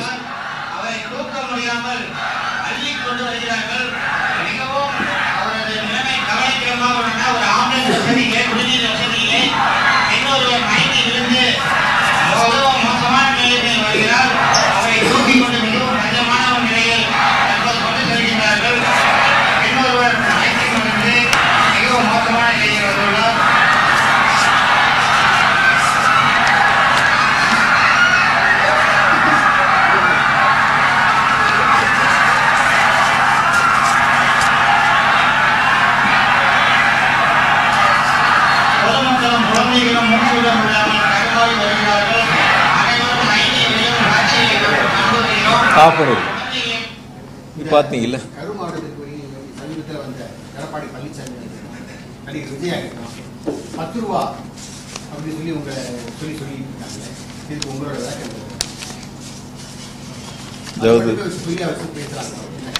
அதாவது அரசியல் ரீதியா கருத்துக்களை முன்வைக்க நினைச்சவங்க அது எடுபடலை. தனிப்பட்ட முறையில் குற்றச்சாட்டுக்களை முன் வச்சு அந்த கருத்துக்களை அதன் மூலியமா ஒரு அவதூறுகளை அல்லது ஒரு தவறான ஒரு எண்ணத்தை மக்களிடத்தில் உருவாக்கலான்னு அவங்களுடைய முயற்சிகளை முன்னெடுக்கிறாங்க. நான் பொதுவாக இது அரசியல் இயக்கங்களுக்கு எல்லாத்துக்கும் சேர்ந்து பொதுவான ஒரு கருத்தை இருக்கக்கூடிய சூழல், இப்போ அந்த துறையில் இந்த இடத்துல இல்லை, இப்போ நான் அதுலேருந்து வெளில வந்திருக்கேன். இருந்தாலும் சொல்ல வேண்டியது என்னுடைய கடமை. இப்போ அதிமுக பொதுச் செயலராக இருக்கட்டும் அல்லது இப்போ வந்த அரசியல் கட்சியினுடைய தலைவராக இருக்கட்டும், 2016 21 வரைக்கும் இது போன்ற ஒரு சம்பவங்கள், அதாவது டாஸ்மாகில் 10 ரூபாய்க்கு கீழே கூடுதலாக வசூலிக்கப்பட்ட அது சம்பந்தமான புகார்கள் வந்து நடவடிக்கை எடுக்கப்பட்டது 7540. இப்போ போன அதிமுக ஆட்சியில் 10 ரூபாய்க்கு மேலே கூடுதலாக வசூலிக்கப்பட்டு நடவடிக்கை எடுக்கப்பட்டது 8666. இது கடந்த அதிமுக ஆட்சியில் வசூல் பண்ண அபராத தொகை ஏறத்தாழ 14 கோடி ரூபாய் அந்த ஆட்சியில் வசூல் பண்ணியிருக்காங்க. அபராத தொகைகள் இந்த மாதிரி கூடுதல் விலைக்கு விற்றவர்கள் மீது நடவடிக்கை எடுத்து அபராத தொகையை வசூலிச்சிருக்காங்க. 2021 பிறகு திமுக ஆட்சியில் இதன் மீது எடுக்கப்பட்ட நடவடிக்கை, அதாவது 10 ரூபாய்க்கு கீழே தொடுக்கப்பட்ட விசாரித்து எடுக்கப்பட்ட நடவடிக்கை 18,253. 18,253 விசாரிக்கப்பட்டு நடவடிக்கை எடுக்கப்பட்ட புகார்கள். அதேபோல் 10 ரூபாய்க்கு மேலே 2,356 இது நடவடிக்கை எடுக்கப்பட்டு 8,51,00,000 ரூபாய் அவர்களிடமிருந்து அபராதமாக வசூலிக்கப்பட்டிருக்கின்றன. நான் கொஞ்சம் வெளிப்படையாகவே உங்கள்கிட்ட சொல்கிறேன். நான் இப்போ இந்த 5 வருஷத்தில் இது போன்ற புகார்கள் வருகின்ற பொழுது அந்த கூடுதல் தொகை ஒருவருக்கு செல்லுகிறது என்று சொன்னால், கடந்த 5 ஆண்டு அதிமுக ஆட்சியில் இது போன்று கூடுதலாக வசூலிக்கப்பட்ட தொகை எடப்பாடி பழனிசாமிக்கு சென்றது. அப்போ இன்று முதல் எடப்பாடி பழனிசாமி 10 ரூபாய் பழனிசாமி என்று அழைக்கப்படலாம். நான் யதார்த்தமாக சொல்கிறேன். இதே சூழல் தான் கடந்த அதிமுக ஆட்சியிலே இருந்துச்சு. இதே போல தான் நடவடிக்கைகள் எடுக்கப்பட்டிருக்கு. அதை விட கடுமையான நடவடிக்கை இப்பொழுது எடுக்கப்பட்டிருக்கு. அவங்க எடுத்த விட 2 மடங்கு புகார்களுக்கு நடவடிக்கை எடுக்கப்பட்டு அபராதம் வசூலிக்கப்பட்டிருக்கு. அப்போ கடந்த ஆட்சியில் இருக்கப்பட்டது இப்போ நீங்கள் வசூல் பண்ணது ஒருத்தருக்கு போகுது அப்படின்னு நீங்கள் சொல்லி அவங்களுடைய பேச்சுக்கள் இருந்தால், அப்போ அவங்களுடைய கருத்து அவங்க ஆட்சியில் வசூலிக்கப்பட்டது அவருக்கு போயிருக்கு. அவர் அதை ஒத்துக்கணும்.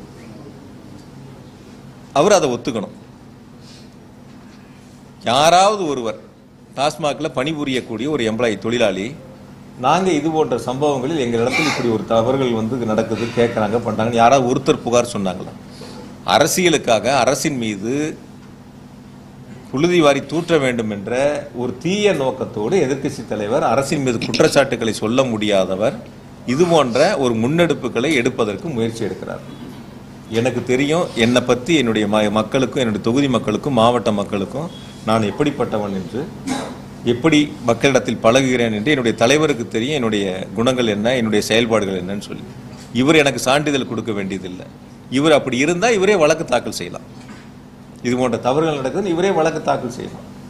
அதுக்கு நீதிமன்றம் நடவடிக்கை எடுக்கும். அதை விட்டுட்டு பொதுவெளியில் உண்மைக்கு மாறா தவறான ஒரு செய்தியை அவதூறு பரப்பக்கூடிய இடங்கள்ல அவர் முன்னெடுப்பார். அதுக்கு இன்னொரு அரசியல் கட்சி முன்னெடுக்கும். அதுக்கு ஒரு பாட்டு பாடுவாங்க. இதில் ஏதாவது ஒரு சம்பவம் தெரியுமா? அந்த பாட்டு பாடினவர் ஏதாவது இது மாதிரி இப்படி ஒரு சூழல் கீழே இருக்குன்னு ஏதாவது தெரியுமா? போன 5 வருஷம் என்ன நடவடிக்கை எடுத்தாங்கன்னு தெரியுமா? இந்த 5 வருஷம் என்ன நடவடிக்கை எடுத்திருக்குன்னு நேற்று பாட்டு பாடின அரசியல் தலைவருக்கு தெரியுமா? எதுவுமே பொதுவெளியில் என்ன நடக்குதுன்னே தெரியாதவங்க ஏதோ கொடுக்கறத அந்த இடங்கள்ல ஒரு பாட்டா பாடி பண்ணணுங்கிறதுல மொத்தம் 19 நிமிஷத்துல 10 நிமிஷம் பேசிட்டு இப்போ இது போன்ற ஒரு பேர் இழப்பை உருவாக்கியிருக்காங்க. அதனால நான் இன்னும் கூட சொல்றேன். நான் அதுல அந்த போடப்பட்ட இப்போ வழக்கு ஒன்று போட்டிருக்காங்க. அது நீதிமன்றத்தில் இப்போ விசாரணையில் இருக்கு. மொத்தம் அதில் போட்டதே 41 வழக்கு. ஏற்கனவே இது போன்ற புகார்கள் வழக்கு பதிவு செய்யப்பட்டது. அதில் 34 வழக்கு கடந்த அதிமுக ஆட்சியில் போட்டது. இடி எடுத்திருக்கிற கேஸில் 34 கேஸ் போன அதிமுக ஆட்சியில் போடப்பட்ட கேஸ். 7 கேஸ் தான் 2021க்கு பிறகு திமுக ஆட்சியில் போடப்பட்ட கேஸ். ஆனால் விசாரணை போன ஆட்சியை பற்றி விசாரிக்காம இப்போ இருக்கக்கூடிய நிகழ்வு மட்டும் விசாரிப்பதாக நீதிமன்றத்தில் வழக்கு. நீதிமன்ற வழக்கு முடியிட்டு இது சம்பந்தம் இன்னும் முழு விவரங்களை சொல்கிறேன். நீங்கள் அந்த கருத்தை கேட்டதுனால என்ன நடவடிக்கைகள் எடுக்கப்பட்டிருக்கு, 2 மடங்கு அது மீது கடுமையான நடவடிக்கை எடுக்கப்பட்டு துரிதமாக நிர்வாகம் செயல்பட்டிருக்கு. வரக்கூடிய நாட்களில் இது போன்ற தவறுகள் இருக்கக்கூடாதுங்கிறதுக்காக தான் இந்த மாதிரி கடுமையான நடவடிக்கைகள் எடுக்கப்பட்டிருக்கு. அதனால் அரசு நிர்வாகத்தை பொறுத்தவரை எதிர்க்கட்சிகள் சொல்லக்கூடிய குற்றச்சாட்டுகள் மக்களிடத்தில் எடுபடாமல், மக்கள் அதை ஏற்றுக்கொள்ள முடியாத சூழலில் அரசின் மீது அவதூறு பரப்ப வேண்டும், தனிப்பட்ட முறையில் காழ்ப்புணர்ச்சி காரணமாக விமர்சனங்களை முன்வைக்க வேண்டும் என்பதற்காக பொதுவெளியில் சொல்லக்கூடிய கருத்துக்களை மக்கள் ஒருபோதும் ஏற்றுக்கொள்ளக்கூடிய மனநிலையில் இல்லை. அதை மக்கள் தெளிவாக உணர்ந்திருக்கின்றார்கள். அது அரசியல் இயக்கங்கள் உணராமல் மீண்டும் மீண்டும் ஒரு பொய் செய்தியை முன்னெடுப்பதற்கு முயற்சி செய்கிறார்கள்.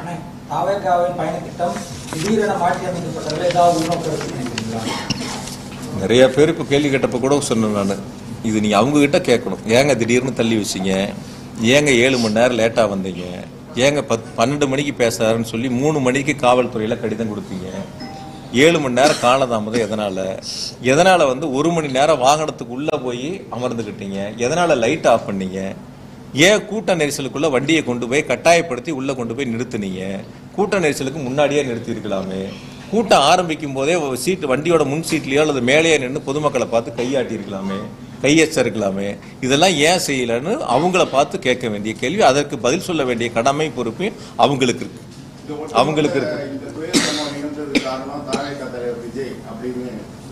அதை நான் அரசியலா பார்க்கலன்னு ஆரம்பத்திலே உங்களுக்கு சொல்லிட்டேன். யார் தவறு செய்திருந்தாலும் அந்த தவறை யாராக இருந்தாலும் ஒற்றுக்கொள்ள வேண்டியது அவருடைய கடமை பொறுப்பு. யாரா இருந்தாலும் சரி, நான் தான் உங்கள்கிட்ட தெளிவாக சொன்னேன், 2 வகையாக பிரிக்கணும். ஒன்று அரசு செய்ய வேண்டியது, ஒன்று அரசியல் கட்சிகள் செய்ய வேண்டியது. பொதுக்கூட்டங்கள், ஆர்ப்பாட்டங்கள்ல அரசு செய்ய வேண்டியதை சரியாக செய்திருக்கிறது.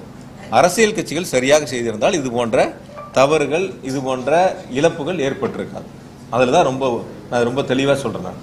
அதனால் இந்த சம்பவங்களை பொறுத்தவரை நான் உங்கள் அழைத்ததே பாதிக்கப்பட்டவர்களுக்கு, இறந்தவர்களுக்கு இரங்கலையும் பாதிக்கப்பட்டவர்களுக்கான ஆறுதலையும் சொல்லி இந்த நிகழ்வில், அதாவது இந்த உடனடி நடவடிக்கை எடுத்த மாண்பு முதலமைச்சர்களுக்கும் துணை முதலமைச்சர்களுக்கும் நன்றி தெரிவிப்பதற்காகத்தான் பத்திரிகையாளர் சந்திப்பு இன்று ஏற்பாடு செய்யப்பட்டன. இருந்தாலும் கூட அரசியல் சார்ந்த நீங்கள் எடுத்த கேள்விகளுக்கு நான் பதில் சொல்லாமல் தவிர்த்துட்டு போனேன்னா வேற ஏதோ காரணங்கள் இருப்பதை போல சில செய்திகள் தவறுதலாக மீண்டும் மீண்டும் ஒரு தவறான செய்திகள் முன்னெடுக்கப்படும். ஆகையால் இப்போ சமூக வலைத்தளங்களில் வரக்கூடிய பதிவுகள் நீங்கள் கேள்வியாக கேட்பது கூட அந்த சமூக வலைத்தளங்கள் பதிவிடக்கூடியவர்கள் விசாரணை ஆணையத்தின் முன்பு அவருடைய ஆதாரங்களை கொடுத்து இது போன்ற தவறுகள் இருக்கிறது என்று சொன்னால் விசாரணை ஆணையம் தெளிவாக விசாரித்து நடவடிக்கை எடுப்பதற்கு ஏதுவாக இருக்கு. அதுக்கு நம்மளும் அவங்களுக்கு சப்போர்ட்டாக இருக்கலாம். என்னெல்லாம் இருக்கு, என்னெல்லாம் பாதிப்புங்கிறது நம்மளும் அவங்களுக்கு துணையாக இருந்து அது போன்ற நிகழ்வு இனி வருங்காலத்தில் வராத அளவிற்கு நாம் பார்த்துக்கொள்ளலாம். ஏன்னா இந்த நிகழ்வு என்பது கரூரில் மட்டும் நடைபெற்ற ஒரு நிகழ்வு அல்ல. தொடர்ந்து நடைபெற்ற நிகழ்வு நாமக்கல்லா இருக்கட்டும், திருச்சியா இருக்கட்டும், அரியலூரா இருக்கட்டும், நாகப்பட்டினம், திருவாரூரா இருக்கட்டும், எல்லா இடங்கள்லையும் இது போல பாதிக்கப்பட்டு மருத்துவமனையில் அனுமதிக்கப்பட்டிருக்காங்க. அதுதான் நேற்று ஏடிஜிபி சார் ரொம்ப தெளிவாக சொன்னார். எவ்வளவு பேர் எந்தெந்த, நான் வேணா கூட அந்த பட்டியலை உங்களுக்கு நான் சொல்கிறேன். நான் யார் யார் எவ்வளோ பேர் எந்தெந்த ஊரில் பாதிக்கப்பட்டு மருத்துவமனையில் அனுமதிக்கப்பட்டு சேர்க்கப்பட்டாங்கிறத நான் உங்களுக்கு பட்டியலாகவே சொல்கிறேன். நான் எந்தெந்த ஊரில் எவ்வளோ பேருங்கிறதுல அதில் இருக்கக்கூடியவங்க எல்லாருமே வந்து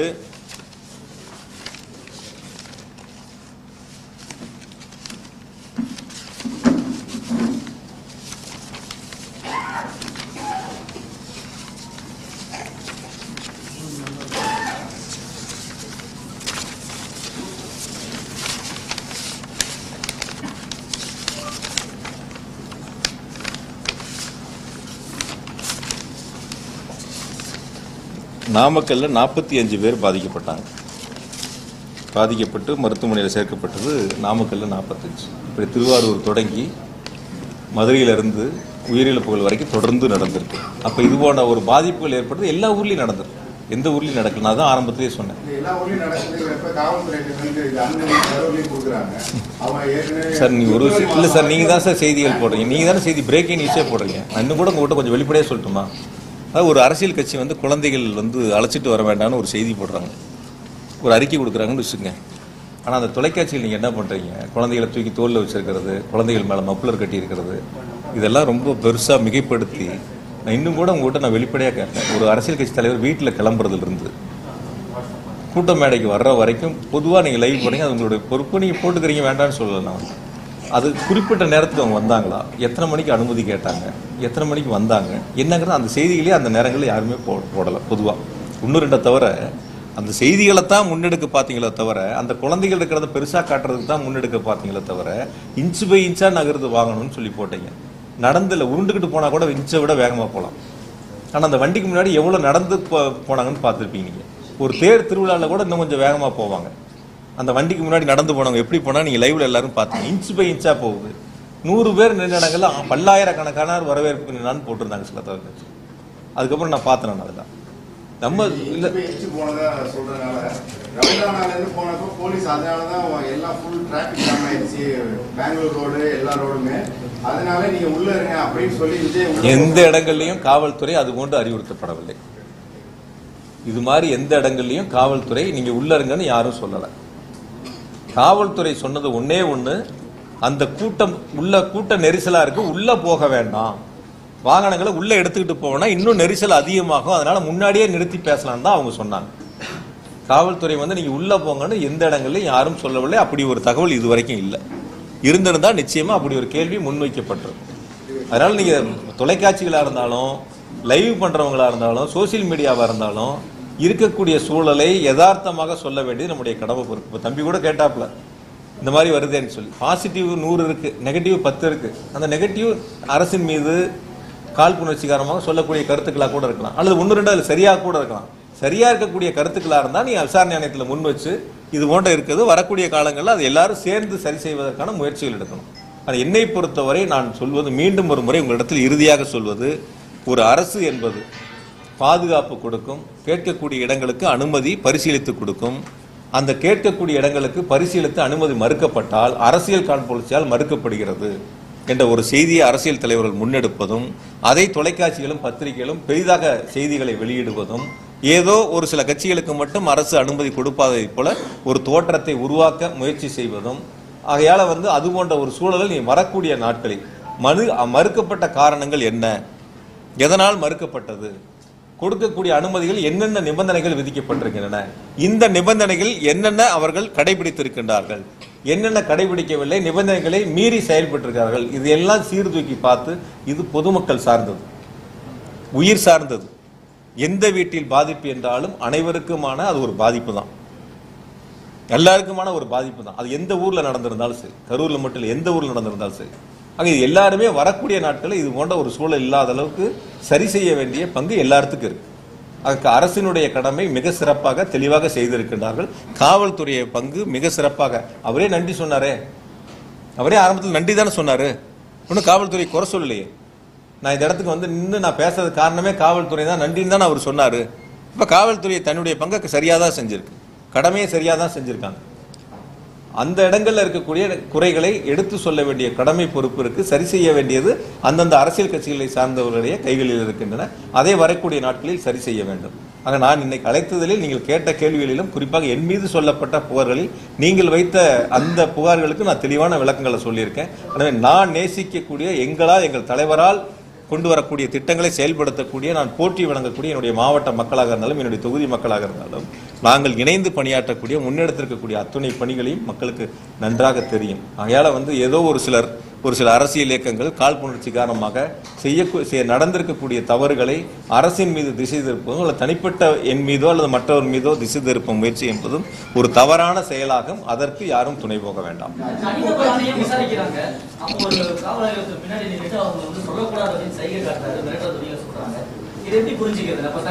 எனக்கு நீங்க சொன்ன வீடியோ நான் பார்க்கல, அது எந்த இடத்துல நடந்துச்சுன்னு எனக்கு தெரியல. அப்படியா எனக்கு அப்படி இருந்துச்சுன்னா நீங்க எனக்கு அனுப்பிச்சு விடுங்க.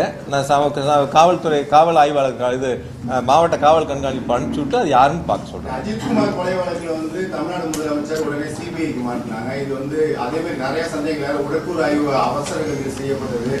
இதை சிபிஐக்கு மாற்ற சொல்லி சார் அது சம்பந்தமானது எல்லாம் நேற்று தெளிவா அரசு கூடுதல் தலைமைச் செயலாளரும் ஏடிஜி சார் உள்ளிட்ட அரசு துறை செயலாளர்கள் எல்லாம் தெளிவான விளக்கங்கள் கொடுத்துட்டாங்க. மிக தெளிவான விளக்கங்கள் நேற்று முழுவதுமாக கொடுக்கப்பட்டிருக்கின்றன. எனவே இன்று சொல்லப்பட்டிருக்கக்கூடிய கருத்துக்களில் நான் முன்வைத்திருக்கக்கூடிய நீங்கள் கேட்ட கேள்விகளில் மிக தெளிவான விளக்கங்கள் இருக்கின்றன. எனவே இன்னை பொறுத்தவரை இனிமேல் வரக்கூடிய நாட்களில் எந்த தொலைக்காட்சியிலும் பத்திரிகையிலும் சீர்தூக்கி பார்த்து இடங்கள் ஒதுக்கப்பட்டதில் தொடங்கி பாதுகாப்புகள் வரை அரசினுடைய நடவடிக்கை சிறப்பாக இருக்கிறது என்பதையும் கவனத்திலே கொள்ள வேண்டும். எந்த அரசியல்கள் கூட்டம் நடத்தினாலும் அவருடைய பங்கு என்பதை சொல்ல வேண்டிய கடமை பொறுப்பும் உங்களிடத்தில் இருக்கின்றன. இந்த அரசு இதை செய்யும், அரசியல் கட்சிகள் இதை செய்ய வேண்டும், அந்த கடமைகள் சரியாக நடந்ததா என்பதை ஒரு விவாதமாக எடுத்துக்கூட நீங்கள் அதற்குடைய கருத்துக்கள் சொல்ல வேண்டியது உங்களுடைய பொறுப்பாக இருக்கலாம். ஆக நடந்திருக்கக்கூடிய சம்பவங்கள் ஒரு துயர சம்பவம். அந்த துயர சம்பவங்களில் இனி வரக்கூடிய நாட்கள் இது போன்ற துயரங்கள் இல்லாத அளவிற்கு அனைவரும் சேர்ந்து முன்னெடுக்க வேண்டும். எனவே மீண்டும் ஒரு முறை இப்படிப்பட்ட ஒரு துயர சம்பவத்தில் இரவோடு இரவாக கரூருக்கு வருகை வந்து ஆறுதலை சொல்லி அனைத்து நடவடிக்கைகளும் எடுப்பதற்கு பல்வேறு மாவட்டங்கள், திருச்சி மாவட்ட ஆட்சித்தலைவர், திண்டுக்கல் மாவட்ட ஆட்சித்தலைவர், பல்வேறு மாவட்டங்களிலிருந்து மருத்துவ குழுக்கள் அதற்கான முழு ஏற்பாடுகளையும் செய்த முதலமைச்சர் அவர்களுக்கும் துணை முதலமைச்சர் அவர்களுக்கும் மாவட்ட மக்களின் சார்பாகவும் எங்களது சார்பாகவும் நன்றியை இந்த நேரத்தில் தெரிவித்துக் கொள்கிறோம். அரசியல் இயக்கங்களை சார்ந்தவர்கள் வந்திருக்கின்றார்கள், நல்லெண்ணத்தோடு அவர்களுக்கும் இந்த நேரத்தில் நாங்கள் நன்றியை தெரிவித்துக் கொள்கின்றோம். இனி கரூர் மாவட்டம் என்பது இது போன்ற நிகழ்வு இல்லாத அளவிற்கு, தமிழ்நாடும் என்பது இது போன்ற நிகழ்வு இல்லாத அளவிற்கு அனைவரும் சேர்ந்து உருவாக்கப்பட வேண்டும். நிவாரணத்தை பொறுத்த வரைக்கும் சில நேரங்கள் நேற்று கூட சில நேரங்கள் சொன்னாங்க, பாதிக்கப்பட்ட அந்த கரூர் மாவட்டத்தில் 41 பேர்ல 10 பேர் வேறு மாவட்டங்கள், கரூர் மாவட்டத்தை சேர்ந்தவங்க இறந்தவங்க 31 பேர். 31 குடும்பங்களுக்கும் நாங்களே நேரில் சென்று இரங்கலை சொல்லி அவர்களுக்கான அந்த உதவித்தொகை முதலமைச்சர்கள் கொடுத்த 10 லட்சம் ரூபாய்க்கான அந்த நிதி உதவியை வழங்கிவிட்டு வந்திருக்கின்றோம். அதனால யாருக்கும் அதுல பாக்கி இல்லை. இப்போ காயமடைந்தவர்களுக்கு நேற்று 5 பேருக்கு கொடுத்துருக்கிறோம், மீதி இருக்கிறவங்களுக்கு இப்போ தயார் பண்ணிட்டு ஒரே ஒரு கேள்வி முக்கியமாக இறுதியா, இதற்கு முன்பு நடந்த சம்பவம் கள்ளச்சாராயம் மற்ற சம்பவத்தெல்லாம் அதிகாரிகள்லாம் மாற்றப்பட்டாங்க, அவர்கள்லாம் பணியிடை நீக்கம் இதெல்லாம். இந்த சம்பவத்தில் இந்த மாதிரி தடுத்துக்கலாம் எல்லாரும் சொல்றாங்க. அதை சார் நீங்க ஒரு விஷயம் பதிலீங்க, எல்லாரும் சொல்றாங்க. எல்லாரும் யாருங்க? இதை தவறாவே சொல்லிட்டு இருக்கீங்க. எல்லாரும் யாருங்க? அது எல்லாரும் நீங்க ஒரு விஷயம் புரியும். எல்லாரும் சொல்றாங்க உங்களுக்கு வேண்டியப்பட்டவங்க பிஜேபி சார்ந்தவங்க, அதிமுக சார்ந்தவங்க, டிவிகே சார்ந்தவங்க, இந்த மாதிரி ஒரு அரசியல் கட்சியை சார்ந்தவங்க சொல்ற கருத்துல எல்லாருமா? எல்லாருன்னா யாரு? மக்கள் தாங்க எல்லாரும். எல்லாரும் சொல்றாங்கிறது நீங்க சமூக வலைத்தளத்துல பாருங்க, டிவி விவாதத்துல பாருங்க, பொதுமக்கள் சொல்லக்கூடிய கருத்துக்கள் பாருங்க, எவ்வளவு பேர் என்னென்ன சொல்லியிருக்கான்னு பாருங்க. நீங்க அதாவது என்னன்னா பொதுவா என்ன ஒரு லோக்கல் பொதுவா நீங்க என்ன எடுத்துக்கிறீங்கன்னா இப்ப தம்பி கேட்ட மாதிரி தான் 10 பேர் ஒரு நெகட்டிவா சொன்னாங்கிறது அது ஒரு செய்தியாக கூட வந்து நீங்க அது ஒரு கேள்வி எடுக்கிறங்கிறது அது இருந்தா கூட நாங்க சரி செய்யறோம்னு தான் சொல்றோம். நான் 10 பேர் சொல்லக்கூடிய கருத்தா இருந்தாலும் நாங்க செவி சாய்க்கிறோம் தான் சொல்றோம், அது எடுத்து நடவடிக்கை எடுக்கிறது தான் சொல்றோம். அதுல அரசு எந்த விதமான மாட்டு கருத்தை நாங்க சொல்லல. அதனால எல்லாரும் சொல்றாங்க அப்படிங்கிறதே வந்து ஒரு அரசியல் கட்சி சொல்லக்கூடிய கருத்துக்கள், ஒரு அரசியல் கட்சியின் சார்பாக முன்வைக்கக்கூடிய கருத்துக்கள் எல்லாருடைய கருத்துக்கள் அல்ல. அது அவர்களுக்கான கருத்துக்கள், அது அவருடைய பங்கா இருக்கலாம். அது அவங்க நம்ம பாராட்டுன்னு நினைக்கிறது நம்மளுடைய தவறு. அது எப்படி ஒரு எதிர்கட்சி வந்து நம்மளை பாராட்டுவாங்க? எப்படி ஒரு எதிர்கட்சி வந்து இது சிறப்பாக செஞ்சாங்கன்னு எப்படி சொல்லுவாங்க? இப்போ அவங்க அந்த இடத்துல அரசியல் செய்யணும், அதுக்கான கருத்துக்களை அவங்க முன்னெடுப்பாங்க. அதுதான் இருக்கக்கூடிய ஒரு யதார்த்தமான சூழல். அரசு எந்த அளவுக்கு செயல்பட்டது, முதலமைச்சர் எந்த அளவுக்கு விரைந்து நடவடிக்கை எடுத்தாங்க, இதுல அரசினுடைய பங்கு எந்த அளவுக்கு மிக சிறப்பா இருக்கு, எந்த அளவுக்கு வந்து மக்கள் பாதிக்கப்பட்ட மக்களுக்கு உரிய நேரத்தில் அரசு உதவிகளை செய்தது என்பதுதான் நீங்க முதல்ல நின்று கவனிக்க வேண்டிய ஒரு பங்கு. எதனால் இந்த நிலைமை ஏற்பட்டது, யாரால் இந்த நிலைமை ஏற்பட்டது, யாரிடத்தில் இந்த கேள்விகளை கேட்கணும். 5 கேள்வி முன் வச்சிருக்கணும். அங்க 12 மணிக்கு கூட்டம் அறிவிச்சு 3 மணிக்கு லெட்டர் கொடுத்துருக்கீங்க. நீங்களே பவரை கட் பண்ணி சொல்லி லெட்டர் கொடுத்துருக்கீங்க. ஆனா நீங்களே வந்து 7 மணி நேரம் லேட்டா வந்திருக்கிறீங்க. லேட்டா வந்தது இல்லாம 500 மீட்டருக்கு முன்னாடியே வண்டிக்குள்ள போயிட்டீங்க. 500 மீட்டர் வரைக்கும் வண்டிக்கு வெளியில வரல, வண்டிக்கு மேலையும் வரல. கூட்ட நெரிசல் இருக்குன்னு காவல்துறை சொல்லியும் வண்டி உள்ள கூட்ட நெரிசலுக்குள்ள வண்டியை கொண்டு போய் உள்ள சேர்த்திருக்கிறீங்க. உங்களுடைய பாதுகாவலரோ உதவியாளரோ மேல வந்து பொதுமக்கள் வந்து பாதிக்கிறாங்க, பெண்கள் சாஞ்சி விழுங்குறாங்கன்னு சொன்னதுக்கு அப்புறமும் நீங்க பேச்ச தொடர்றீங்க. நீங்களே ஆம்புலன்ஸை கூப்பிடுறீங்க. ஆம்புலன்ஸ் வந்த பிறகு நீங்க போறியா நண்பான்னு கேட்கறீங்க. அந்த ஆம்புலன்ஸை நீங்களே அனுப்புறீங்க. அங்க ஆம்புலன்ஸ் எங்க இருந்து வந்ததுன்னு நீங்களும் ஒரு கேள்வி கேட்கறீங்க. அங்க இது எல்லாம் யார் இடத்தில் கேட்க வேண்டிய கேள்வி, இதெல்லாம் யார் விளக்கம் சொல்ல வேண்டிய இடத்தில் இருக்கிறார்கள். அப்ப அவங்க கிட்ட இந்த கேள்விகள்லாம் முன் வச்சு அந்த அவங்கள நீங்க தொடர்பு கொண்டு இதற்கெல்லாம் உங்களுடைய விளக்கங்களை சொல்லுங்க. 7 மணி நேரம் ஏன் லேட் ஆச்சு, ஏன் நீங்க வண்டிக்குள்ள 500 மீட்டருக்கு முன்னாடி உள்ள போனீங்க, வண்டி கொண்டை நிறுத்தி 10 நிமிஷம் வரைக்கும் ஏன் மேல வரல, இதெல்லாம் அவர்களிடத்தில் கேட்டு அவர்கள் சொல்ல வேண்டிய நிவர்த்தி செய்ய வேண்டிய பொறுப்பு அவங்களிடத்துல இருக்கு. நான் இப்பொழுது இறுதியா சொல்றேன், அரசியலாக இதை எடுத்துக்கொள்ள வேண்டாம். யார் தவறு செய்தாலும் தவறு தான். அந்த தவறுகளுக்கு யார் தவறு செய்தாலும் அவர்களுக்கு பொறுப்பெடுத்துக் கொள்ள வேண்டும். அது எந்த கட்சியா இருந்தாலும் சரி. அரசு இதில் மிக தெளிவாக நிதானமாக ரொம்ப பொறுமையாக அனைத்து நடவடிக்கைகளும் எடுத்திருக்கின்றன. பாதுகாப்பிலும் அரசை பொறுத்தவரை காவல்துறையை பொறுத்தவரை சிறப்பாக செயல்பட்டிருக்கின்றார்கள். அதற்கு அந்த கட்சியினுடைய தலைவர் பேசும் பொழுது சொன்ன நன்றியை அவர் சொல்லியிருக்கிறார். அதனால இதில் எந்த விதமான மாற்று கருத்தும் நீங்க முன்னெடுக்க வேண்டியதில்லை. சமூக வலைத்தளங்களில் வரக்கூடிய ஒரு சில கருத்துக்களை வைத்து நீங்கள் கேள்விகளை முன்னெடுப்பது என்பது அது அவர்கள் சார்ந்த சில கருத்துக்களை, அந்த கட்சியை சார்ந்த சில கருத்துக்களை முன்வைக்க முயற்சி செய்கிறார்கள். அப்படி சொல்லக்கூடியவர்களும் விசாரணை ஆணையத்தில் அவருடைய கருத்துக்களை சொல்லி அதற்கான ஆவணங்களை சமர்ப்பித்தால் விசாரணை ஆணையம் இறுதி நடவடிக்கை எடுக்கும். அதற்கான விசாரணை ஆணையத்துடைய அறிக்கையை கொடுப்பார்கள். நிச்சயமாக முதலமைச்சர்கள் நடவடிக்கை எடுப்பார்கள். எனவே விசாரணை ஆணையத்தினுடைய அந்த விசாரணை நடந்து கொண்டிருக்கின்ற பொழுது அது சம்பந்தமான கருத்துக்களை முழுவதுமாக நான் முன்வைப்பது என்பது சரியாக இருக்காது.